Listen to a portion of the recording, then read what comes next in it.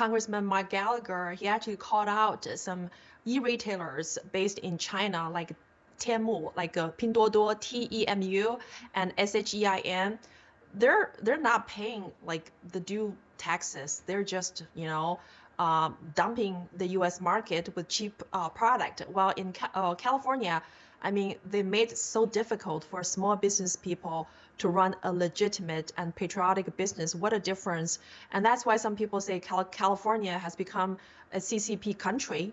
I mean, we were there while Xi Jinping was visiting, and the governor made the street so clean, and they cleaned up all the homeless. And right after Xi Jinping left, all the homeless tent came back. I mean, like they cannot clean up the street for the American people, but they're very willing to do so for a communist dictator. So that's why a lot of people are leaving California and moving their business to Florida, Texas. I don't know whether you have considered the state of Delaware. It's no tax state, right?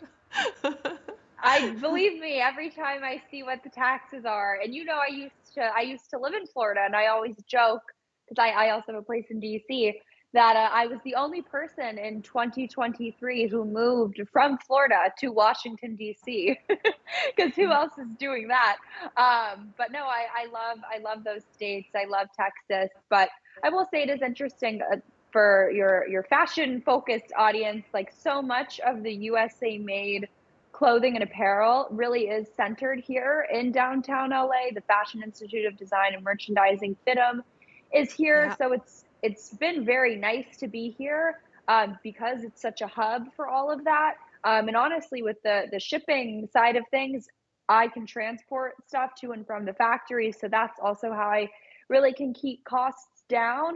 But I also think too, and I think people really should be on the lookout, like you said, people love buying this patriotic stuff. People love buying stuff that's made in the USA. And I've been so blessed to work with so many companies that are all based here in Los Angeles that are really committed to bringing manufacturing jobs back, but in a holistic, sustainable, I don't use that in the way the left uses it, but sustainable approach. In other words, it's not a $3 an hour job, right? It's meaningful employment that you could raise a family on, and that you have overtime, and you have, workman's comp and stuff like that, which I think is unique. So it's cool, even though as much as I have my issues with Los Angeles and California, it's cool to, I think, be a part of a movement that really is working to bring jobs back and hopefully eventually take down the CCP.